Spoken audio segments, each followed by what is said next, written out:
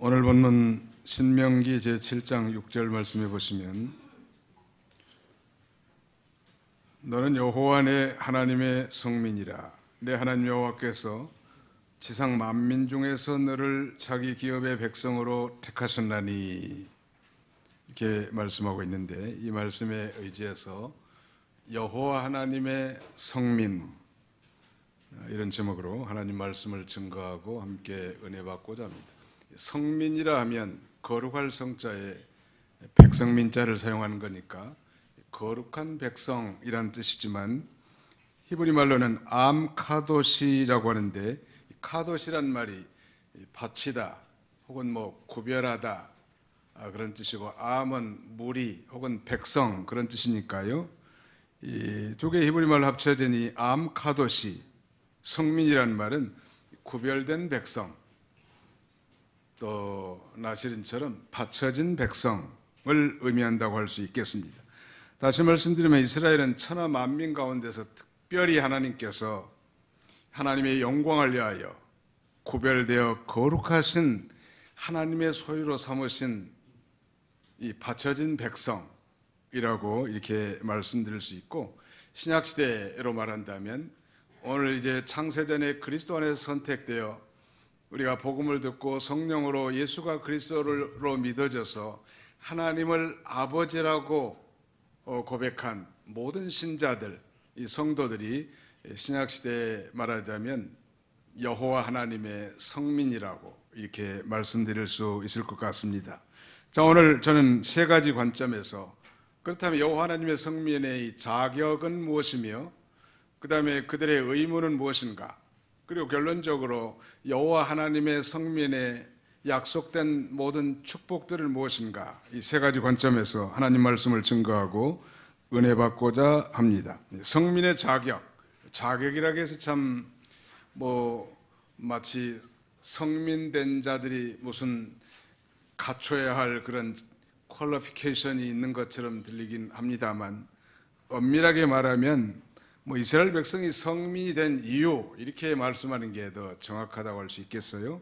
모세는 이스라엘 백성이 성민이 된 중요한 이유 두 가지를 말합니다. 자, 우리 성경을 같이 한번 읽어보실까요? 거기 7절로 8절을 같이 통독하겠습니다. 시작. 여호와께서 너희를 기뻐하시고 너희를 택하심은 너희가 다른 민족보다 수요가 많기 때문이 아니니라.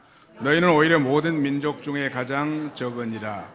여호와께서 다만 너희를 사랑하심으로 말미암아, 또는 너희 조상들에게 하신 맹세를 지키려 하심으로 말미암아 자기의 권능의 손으로 너희를 인도하여 내시되 너희를 그 종되었던 집에서 애굽 왕 바로의 손에서 속량하셨나니.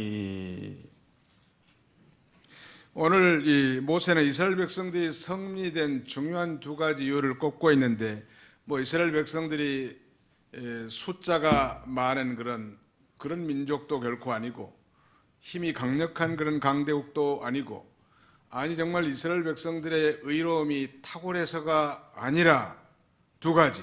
다만 첫째는 너희를 사랑하심으로 말미암아, 두 번째는 너희의 조상들에게 하신 맹세를 지키려 하심으로 말미암아, 이 두 가지 이유 때문에 바로 이스라엘 백성이 성민이 되었다고 그렇게 말씀하고 있습니다.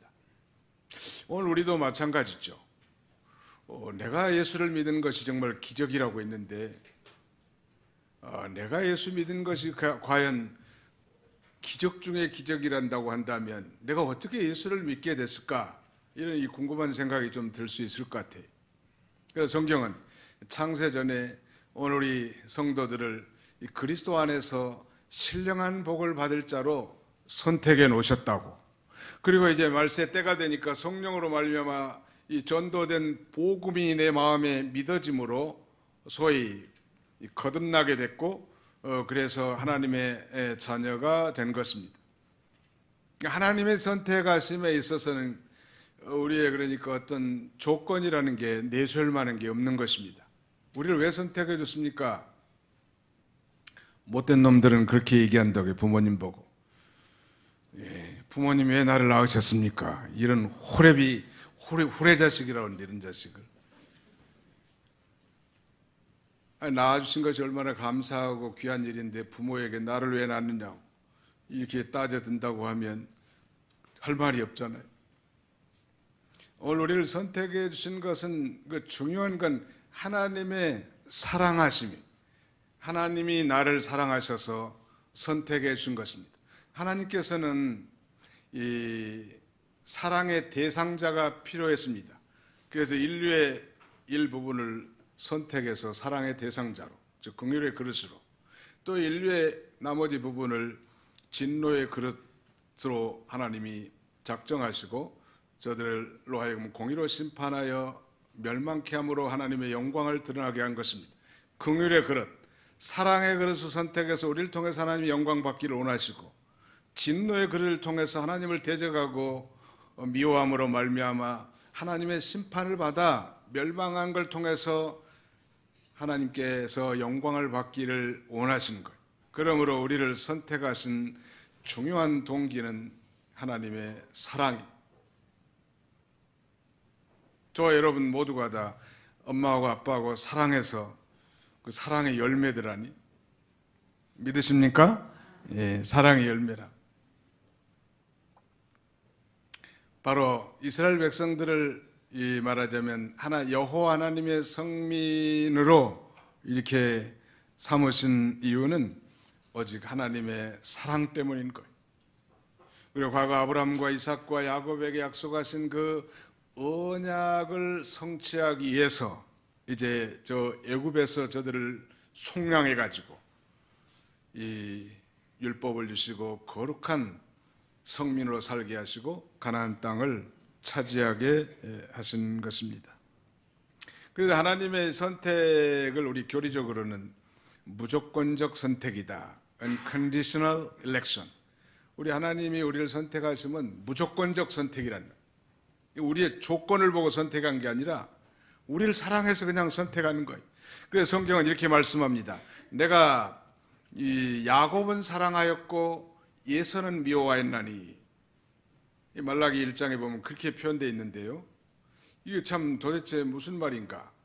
당연히 언약의 계승자라면 그 장자를 사랑하고 언약의 계승자로 세우는 것이 이스라엘 법도인데, 하나님은 장자인 예서는 미워하고 보잘것없고 약사빠르고 간사한 야곱과 같은 그를 말하자면 사랑해서 그로 하여금 이삭의 언약, 할아버지 아브라함의 언약의 계승자로, 즉 장자로 세우신 것은 전적인 하나님의 주권적 의지에 속하는 거예요. 감사하죠. 그래서 우리가 예수 믿고 구원받은 하나님의 자녀들, 정말 신약시대에 신령한 하나님, 여호와 하나님의 성민으로 사는 것은 전적인 하나님의 사랑이, 만약 우리가 예수가 믿어지지 않았더라면 여전히 세상 사람들처럼 이 세상이 전부고 돈이 전부고 보이는 것이 전부고 그래서 정말 쾌락을 즐기는 것을 본분으로 살았을 테인데, 우리를 사랑의 대상자로 하나님 앞에 영광을 돌릴 그릇으로 무조건적으로 선택했고 믿어지게 하셔서 거듭나게 했다는 것은 이 하나님의 절대 주권적 의지의 반영이라고 할 수 있습니다. 오늘 이 신명기라고 하는 책은 모세의 5번째 책입니다만, 엄밀하게 말하면 이 창출레민신, 창세기부터 신명기까지는 단일 저자인 모세를 통해서 성령으로 기록된 단권의 책입니다. 이 신명기는 특별히 모세오경 가운데 마지막 5번째 책인데요. 우리말의 신명기라고 하는 영어 표현은 뉴트로나미라고 합니다. 뉴트로란 말은 둘을 의미합니다. 둘. 그 다음에 NOM은 율법을 가리키죠. 그래서 신명기의 주제는 율법 재론을 가리킵니다. 그러니까 신명기에 나오는 율법을 새로 반포한 것은 아니고, 출애굽한 후에 출애굽기 20장에 나타난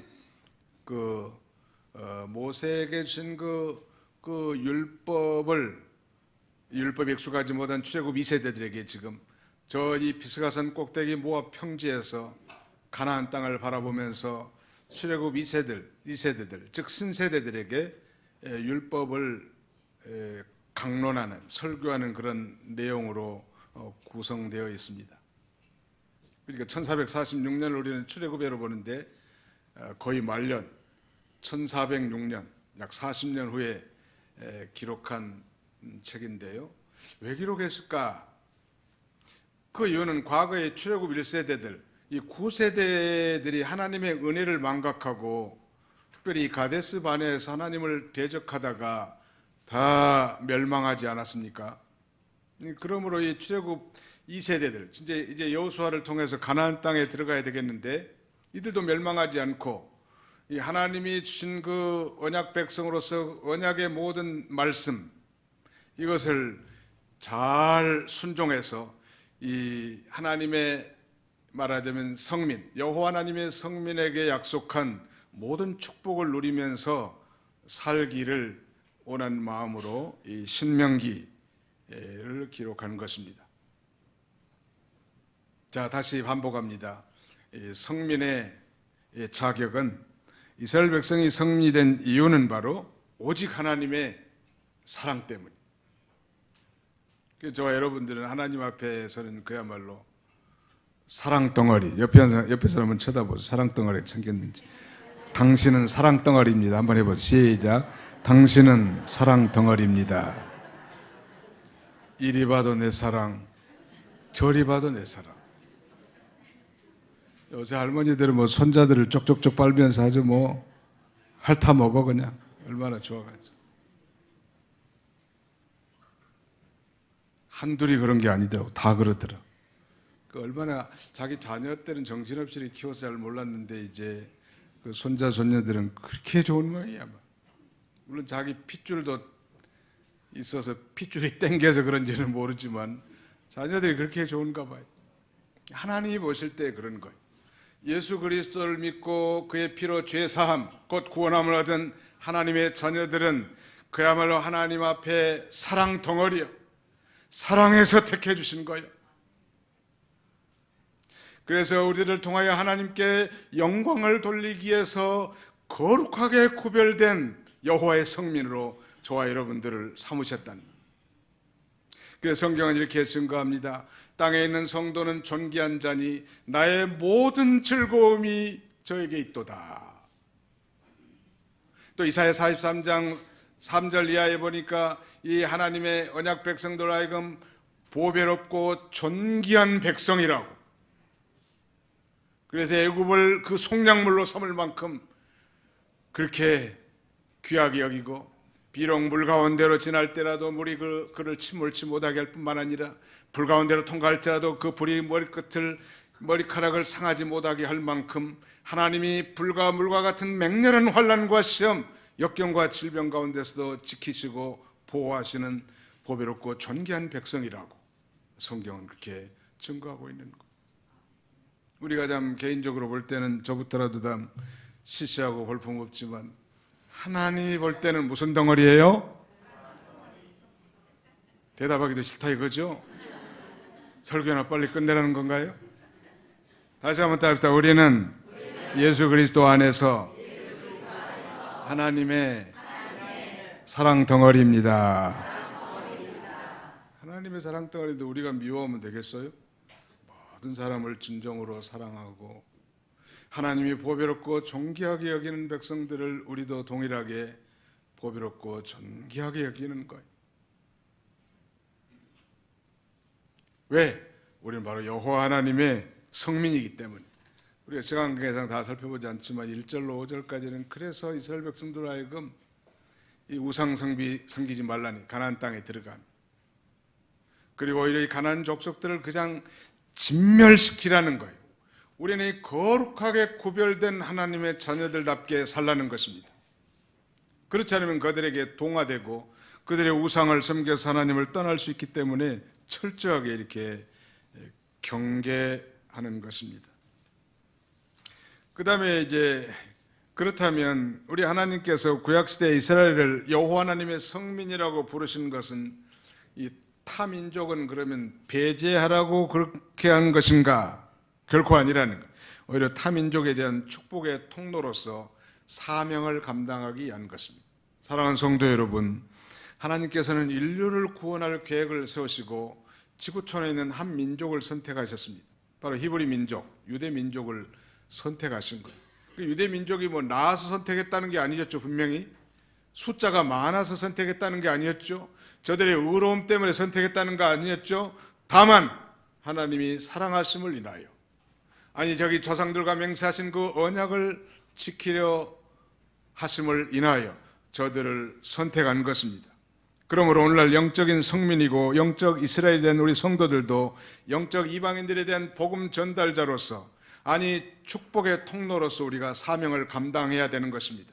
나만 잘 믿고 천국 가면 되지가 아니라 우리 주변도 살피고 우리 이웃도 살펴서, 아니 우상이 복준 줄 알고 여전히 큰 돌 밑에서 정한수를 떠놓고 비는 사람들, 큰 우상 앞에 마치 스스로 자문자답하면서 복 주실 것처럼 간절히 소원을 비는 우매무지한 사람들을 향하여 참신은 오직 하나님밖에 없고 생사복의 근원도 하나님밖에 없다고, 예수 그리스도를 믿으면 이제 구원받고 하나님의 자녀가 되어 하나님이 아버지가 되는데 그 아버지께로부터 복은 내려온다고, 그래서 하나님 아버지와 우리 사이의 이 바른 관계의 정립이 진정한 축복이라고 우리가 말할 수 있어야 되지 않을까요?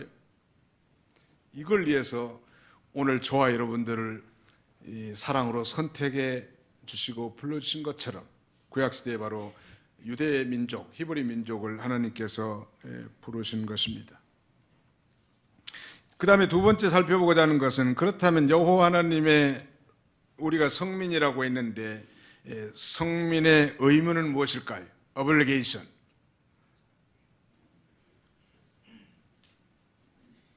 이 귀족들에 대한 중요한 그 의무가 있죠.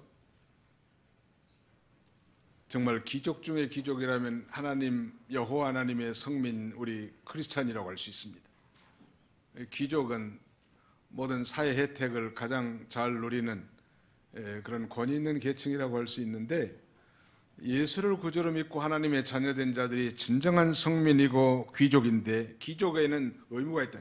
즉 오늘날 이 부자의 사회적 책임이라든지 경제 이 집단들의 사회적 책임이 강조되는 것은 그거예요.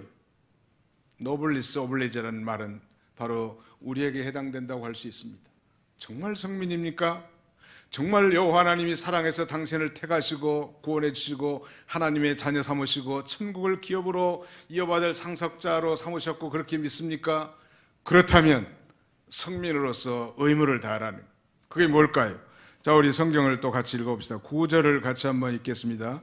오늘 본문 9절 10절을 다 같이 한번 통독하겠습니다. 시작.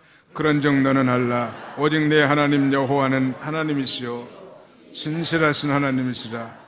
그를 사랑하고 그의 계명을 지키는 자에게는 천대까지 그의 언약을 이행하시며 인애를 베푸시되, 그를 미워하는 자에게는 당장에 보응하여 멸하시나니 여호와는 자기를 미워하는 자에게 지체하지 아니하시고 당장에 그에게 보응하시느니라. 이스라엘 백성들은 그들이 섬기는 여호와 하나님이 참 하나님이신 걸 알아야 하고, 그 하나님께서 신실하신 하나님을 알아야 된다고 이렇게 모세는 말하면서, 그러면서 그런즉 너는 알라라고 말하면서 그를 사랑하고 그의 계명을 지키는 자에게는 이렇게 말씀합니다. To love God and to keep His commandments. 하나님을 사랑하고 그의 계명을 지키라는. 나 연관이 되어 있는데 신약 성경에도 하나님을 사랑하는 것은 곧 이것이니 그의 계명을 지키는 것입니다. 하나님의 계명을 잘 지키라는. 특별히 우리 그리스도인들에게는 10계명이 있죠. 10가지 계명을 지키라고 준 거예요. 아무도 완벽하게 지킨 사람은 없지만 우리 신앙과 생활의 표준으로서 이 10계명을 잘 지키며 살도록 주신 규범이라고 할 수 있습니다. 이건 뭐 구약시대에 어떤 이 소장된 골동품이 아니고, 신약시대 예수를 자신의 구주로 믿고 구원받은 성도들이 과연 어떻게 살아야 할 것인가에 대한 해답이 십계명을 지키면서 살라는 거예요. 사랑하는 성도 여러분, 이 계명 준수는 우리 성도들을 얽매이고 괴롭히려고 하는 것이 결코 아닙니다. 하나님의 성민에게 진정한 삶의 의미와 행복한 길을 제시해 주는 거예요. 아니 부모가 자녀를 구속시키고 얽매이게 하려고 하는 부모가 세상에 어디 있겠냐, 정신 나간 사람이나 모를까. 그렇다면 이 계명 준수의 요구는 우리의 행복을 위한 것입니다. 자, 성경을 우리 다 같이 찾아볼까요? 뒤로 한 2장을 넘어가십시오. 신명기 10장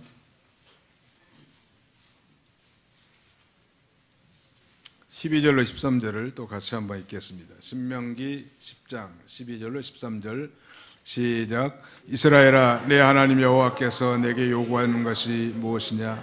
곧 내 하나님 여호와를 경외하여 그의 모든 도를 행하고 그를 사랑하며 마음을 다하고 뜻을 다하여 내 하나님 여호와를 섬기고 내가 오늘 내 행복을 위하여 내게 명하는 여호와의 명령과 규례를 지킬 것이 아니냐. 여기 그 13절에 보면 내가 오늘 내 행복을 위하여 내게 명하는 여호와의 명령과 규례를 지킬 것이 아니냐 한 것 보면, 우리로 하여금 이 계명을 지키라고 한 것은 우리를 구속시키고 얽매이게 하고 또 다른 속박을 갖게 하려고 하는 것이 결코 아니라 우리 행복한 삶을 위해서 지키라는, 물론 그것을 지켜서 구원받은 건 아닙니다. 이미 구원받은 자가 그것을 지킴으로 삶의 양식을 삼도록 우리에게 교훈해 주는 거예요. 저희 집에는 이 말티즈라고 하는 조그만 애완용 개가 하나 있습니다. 이름은 개라고 해서 죄송합니다. 강아지가 있습니다. 나이는 벌써 한 5살 정도 된 거예요. 6살인지 5살인지. 근데 이 아이를 종종 산책을 시켜주는데 제가 그 개 목걸이를 들면요, 걔가 아주 꼬리를 치면서 반가워하고 좋아해요. 왜냐하면 주인이 그 목걸이를 매가지고 자기를 괴롭히는 것이 아니라, 저 주인이 내 목에 목걸이를 채우면 이 답답한 방 안을 벗어나서 저 신선한 공기와 풀냄새를 마음껏 맡고 다른 경공들도 구경하면서 즐긴다는 사실을, 이게 개 머리에 학습되어 있는 거예요. 그러니까 이 개 목걸이를 들면 반가워하고 좋아하는 이유가 뭐겠습니까? 자유와 기쁨, 신선한 풀과 맑은 공기와 다른 동료 강아지 친구들을 만날 수 있기 때문이죠. 마찬가지, 십계명이나 모든 계명들은 우리를 얽매이게 하려고 하는 게 아닙니다. 정말 언약 백성으로서 하나님이 약속한 모든 축복을 누릴 수 있도록 하시기 위한 하나님의 사랑이죠. 그러므로 내 행복을 위하여 내게 명하는 여호와의 명령과 규례를 지킬 것이 아니냐라고 성경은 증거하고 있습니다. 성경은 나를 사랑하는 자가 나의 사랑을 입으며 나를 간절히 찾는 자가 나를 만날 것이니라 말씀합니다. 하나님을 사랑하는 것은 이것이니 곧 그의 계명을 지키는 것이라고 했습니다. 정말 하나님을 사랑하십니까? 그리고 우리의 모든 일상적인 삶 가운데 하나님의 말씀을 또박또박 우리가 지키고 순종하는 것, 그의 계명은 결코 무거운 것이 아닙니다. 왜 무겁지 않을까요? 그건 하나님께로부터 태어났고 하나님을 사랑하기 때문이고요, 하나님을 사랑하기 때문에 사랑의 원리로 하는 것은 결코 힘들지 않아요.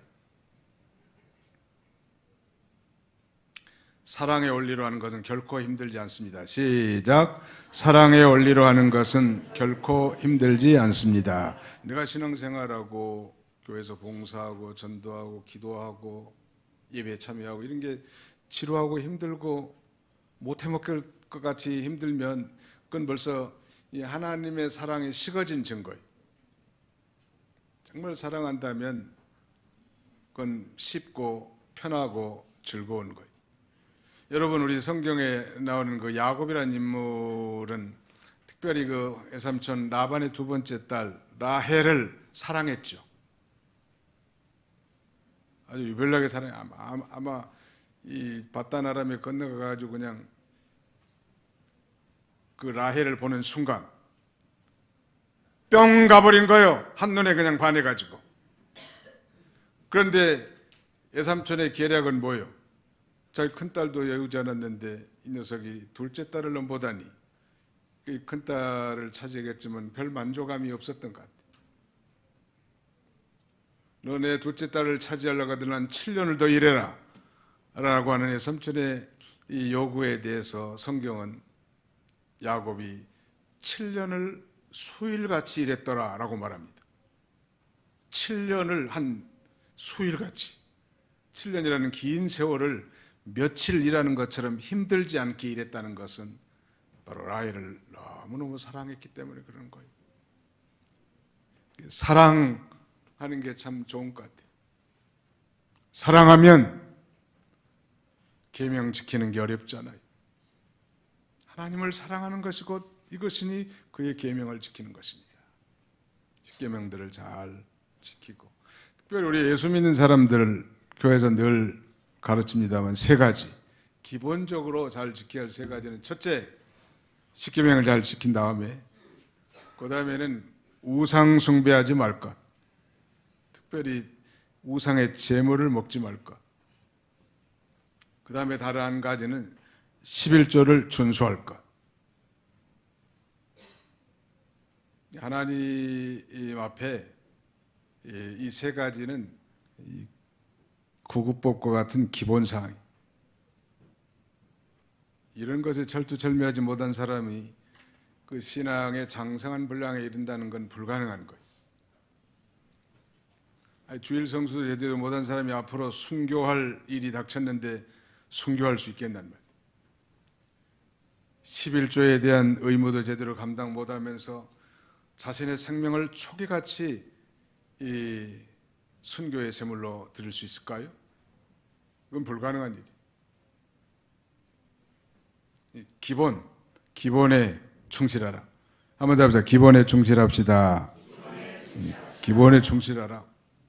다른 일은 철두철미하게 하면서 하나님 앞에 행해야 할 기본적인 걸 제대로 못한다면 다시 점검해야 합니다. 기본에 충실하라. 하나님 앞에 바로 하고 있는가?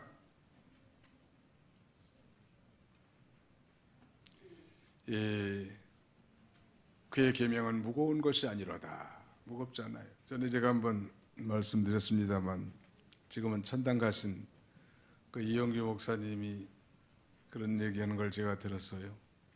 LA에서 그 어떤 나이 많은 할아버지가 70대 할머니를 사랑하게 되었습니다. 이거 항원의 사랑이죠. 근데 그 할아버지가 그 할머니를 많이 사랑해요. 아마 그 할머니가 좀 미색이 좀 있고 인물이 괜찮은 모양이에요. 건강도 하고. 그러니까 할아버지가 한눈에 뿅 가버린 거예요. 할머니한테. 둘 다 뭐 부인이 먼저 상처를 하신 것 같은데, 그 할머니와 할아버지가 이제 미팅을 하는 거예요. 젊은 사람처럼. 그러니까 할머니가 할아버지한테 질문합니다. 할아버지, 저를 사랑합니까? 그러니까 많이 사랑합니다. 김 여사를 많이 사랑합니다. 저하고 결혼하기를 원하십니까? 결혼하기를 원합니다. 그럼 할아버지, 담배를 끊으십시오. 그랬대요. 질문하겠습니다. 그 할아버지가 담배를 끊었겠어요? 안 끊었겠어요? 왜 끊었겠다고 생각하십니까? 할머니를 사랑하는. 하루에 2갑씩 피는 그 영감탱이가 담배를 뚝 끊어버린 거예요. 왜? 할머니 혹시 잃어버릴까 봐. 할머니를 너무너무 사랑하는데 할머니가 요구한 사항에 대해서 그게 아니 평생 담배로 잔뼈 굵은 인생이에요. 그러니 고질적인 습관이 어떻게 끊어지고 변화될 수 있는가? 그 위대한 사랑도 아닌 그 할머니의 사랑 때문에 끊어진 것처럼요. 정말로 하나님을 사랑하는 사람이라면 너무 그 사랑에 감격해서라도 우리가 고질적인 습관과 모든 죄악성들을 끊을 수 있을 거예요. 우리가 끊어야지. 머리에다가 뭐 하얀 손수건 끊고 끊자 하면서 다짐한다고 되는 게 아니고, 하나님이 나를 얼마나 사랑했는지 그 사랑의 감격에 산다면 우리의 못된 습성들도 다 끊어지고 변화가 된단 말. 그렇게 끊어지는 거예요. 이게 그건 하루아침에도 끊어질 수 있어요. 아직 예수를 인격적 체험적으로 만나지 못해서 여전히 종교 생활에 다람쥐 쳇바퀴 도는 것처럼 사는 인생들에게는 죽을 때까지도 이 죄악성과 고질적인 습관 때문에 죽는 거예요. 결국 그것 때문에 죽는 겁니다. 대개 다.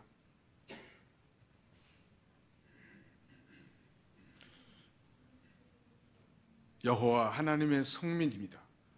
서두에 말씀드린 것처럼 하나님의 영광을 위해서 거룩하게 구별된 바쳐진 인생들이라면 우리가 당연히 하나님을 사랑하고 그의 계명들을 지키는 삶을 우리가 마땅히 살아야 할 것입니다. 마지막 이제 결론적으로 이렇게 하나님을 사랑하고 그 계명을 지키며 사는 자들에게 약속된 축복이 12절로 15절까지 적나라하게 다 언급이 되어 있는데요. 요약하자면 세 가지로 요약할 수 있겠는데, 첫째는 이 자손의 축복이고요, 13절. 그 다음에 두 번째는 사업의 축복, 13절 하반절에서 14절. 마지막 세 번째는 이제 건강의 축복. 자손, 사업, 건강.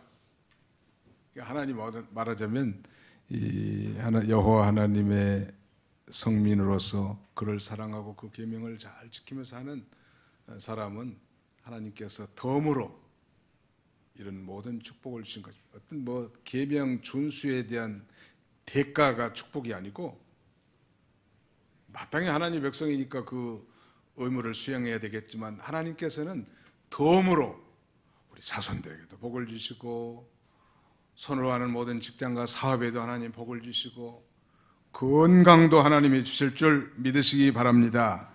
이 참된 복은 인간이 추구함으로써 얻어지는 것이 결코 아니고 하나님 자신으로부터 인간에게 주어지는 것인데, 그건 순종을 기반으로 둔 하나님과 인간 사이의 바른 관계 정립, 이것이 이것에서부터 비롯된 것입니다. 하나님 자신이 복의 근원이고 복 자체이기 때문에 우리가 여호와의 성민이 다 됐으니까 이제 그를 사랑하고 그의 계명을 지킨다고 하면 하나님이 약속하신 모든 축복을 다 누리게 되는 것입니다.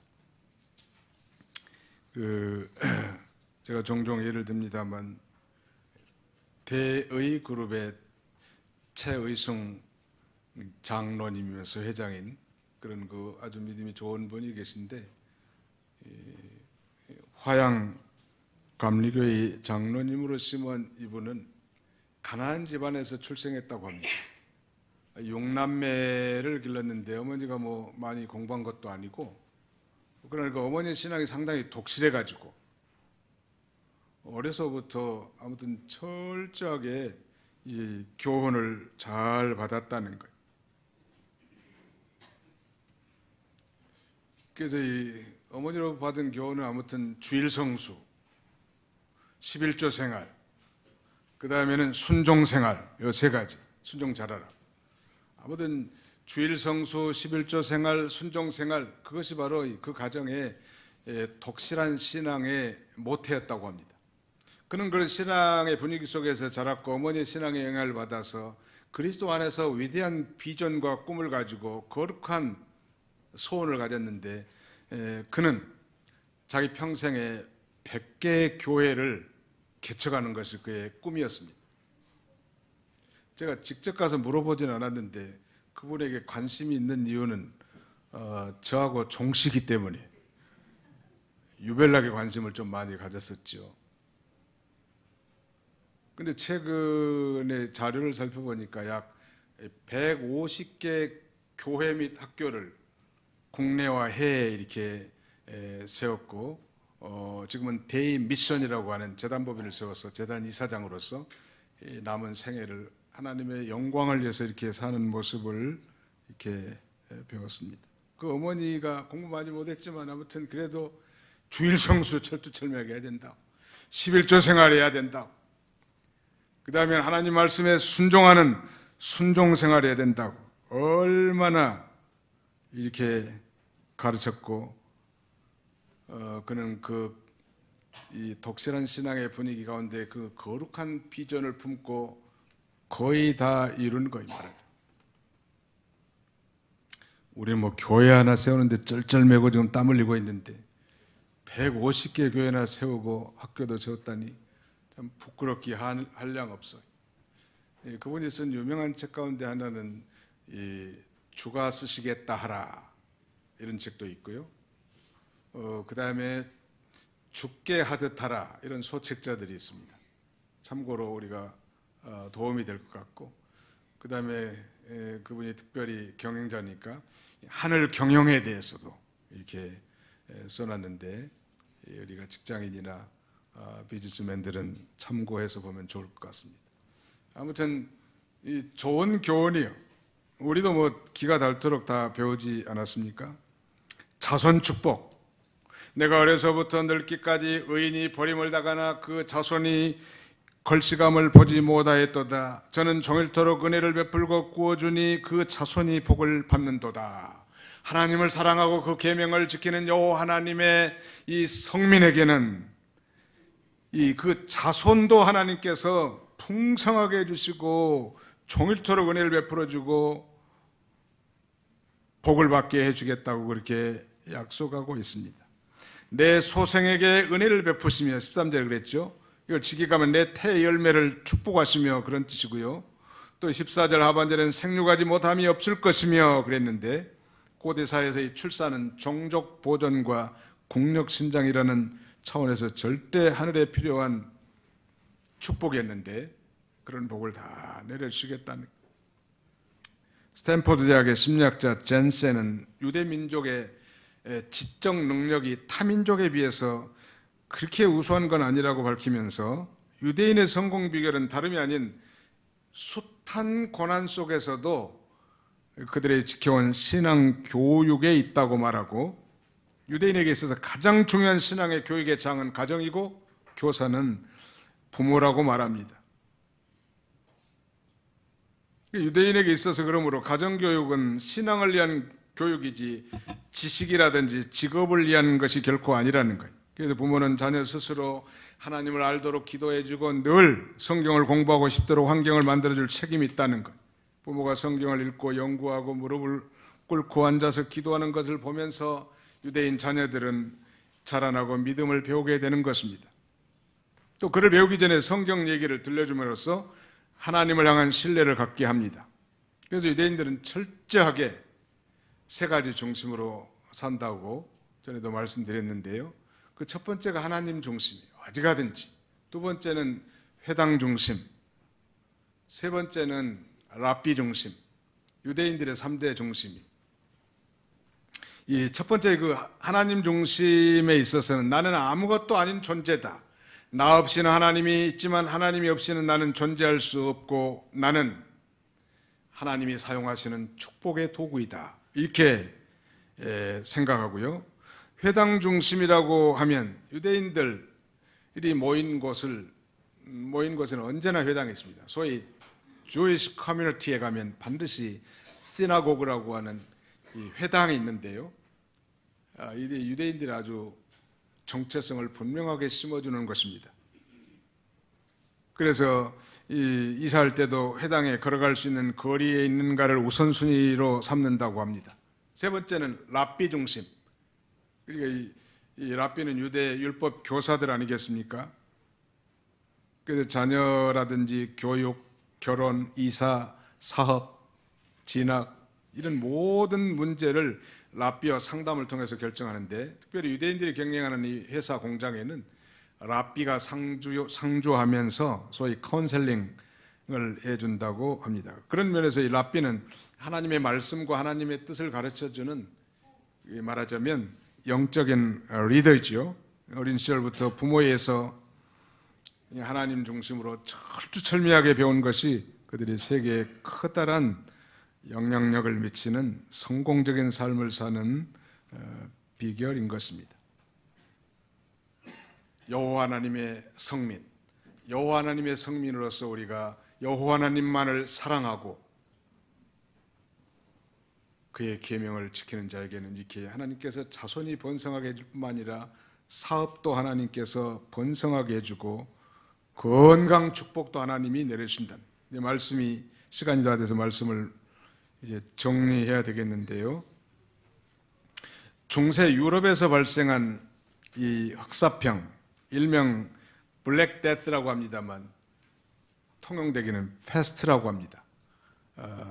이 병의 원인은 검은 쥐에 기생하는 벼룩이라고 하는데 혹자는 고혈과 출혈을 일으키는 에볼라 바이러스였다고 하는 그런 학설이 제기되고 있습니다. 아무튼 이 유럽에서 1347년에서 50년 약 3년 사이에 출몰한 이 흑사병으로 당시 유럽 인구가 7,500만이었는데 2,500만이 몰살당했다고 합니다. 요새 ASF, 아프리칸 이 돼지 열병으로 말미암아 지금 수십만 마리의 돼지가 매몰 처분되고 있는 게 현실입니다만 이것도 사실은 하나님의 징계일 수 있는 거예요. 우리 재산이 손해나는 거 아닙니까 당장? 사람은 아니지만 이 우리의 가축이니까요. 여기는 분명히 풍성하게 해주시고 번식하게 해준다고 했는데 수십 마리를 땅에다가 이렇게 파묻고 있으니 말이죠. 세금으로 보존해주고 이 나라의 말하자면 재앙의 경고일 수도 있는 것입니다. 그런데 이 엄청난 질병의 진정한 원인이 바로 이 교회의 타락이었고 성도의 타락이었다는 사실은 우리가 주목할 만한 일입니다. 다시 말씀드리면 이 질병의 원인은 인간의 죄에 대한 하나님의 진노로 받아들였는데 이 탐욕과 고리대금업, 세속성과 불신앙, 사치와 간음, 그리고 이 신성 모독과 같은 그런 죄 때문이었습니다. 당시 교황은 하나님이 이 역병을 통하여 우리 그리스도인들에게 징계를 하고 있다는 칙령을 발표했다고 하는데요. 이 유명한 알베르트 까미는 그의 소설 페스트, 즉 흑사병이라는 소설에서 흑사병은 부조리와 사회악의 상징이었다고 말하고 그는 언젠가는 인간들에게 교훈을 알려주기 위해서 또다시 이 쥐들을 어떤 행복한 도시로 몰아넣어 거기서 죽게 할 날이 올 것이라고 자기 책에서 이렇게 밝히고 있습니다. 하나님은 인간을 징계하고 징벌하는 데 있어서 자연의 모든 미물, 심지어는 우리 눈에 보이지 않는 바이러스까지도 이용해서 우리의 죄를 책망하고 회개를 촉구하고 하나님의 성민, 여호와 하나님의 성민으로 바로 살도록 우리를 권고하시는 것입니다. 막연하게 아프리카 돼지 열병이 와서 많은 돼지가 경기 이북에서 많이 죽었는 모양이다. 아마 그 돼지는 휴전선을 넘어서 이 멧돼지를 통해서 전염됐을 것이다. 이런 객관적인 사실이 아니라 우리 예수 믿는 사람들은 왜 이런 일이 발생했을까? 그거 다 우리나라의 재산 아닙니까? 우리 국민의 소중한 살림이고 이런 엄청난 수십만 마리가 땅속에 매몰 처분된 것은 목사인 제가 보기에는 하나님의 경고의 나팔이 우리 예수 믿는 사람들에게 정신 차리게 하려고 하나님의 언약 백성 아니면 여호와 하나님의 성민으로서 바로 살게 하려고 우리를 깨우치게 한 이 경고의 나팔이라고 할 수 있겠습니다. 사랑하는 성도 여러분, 오늘 이제 10월 마지막 주입니다. 2달밖에 이제 남지 않았네요. 우리가 금년에 소원했던 거, 계획했던 것들이 얼마나 좀 진척되고 있습니까? 그대로 가고 있나요? 아니면 전혀 세상 사람들과 똑같이 살고 있나요? 아파트값 좀 오른 것 때문에 흥분되어 있지는 않나요? 아니면 스스로 만족하고 있지 않는가? 정말 하나님과 나 사이에 이 바른 관계를 정립하고 살지는 않는가? 다시 냉철하게 점검해보고 우리는 이 하나님의 영광을 위해서 특별하게 부름받은 구별된 존재, 하나님 앞에 헌신된 존재인 줄 알고 우리의 기본에 충실하고 하나님을 사랑하고 그 계명을 지키는 신실한 그리스도인들이 다 되시기를 주님의 이름으로 축원합니다. 기도하겠습니다. 살아계신 아버지 감사합니다.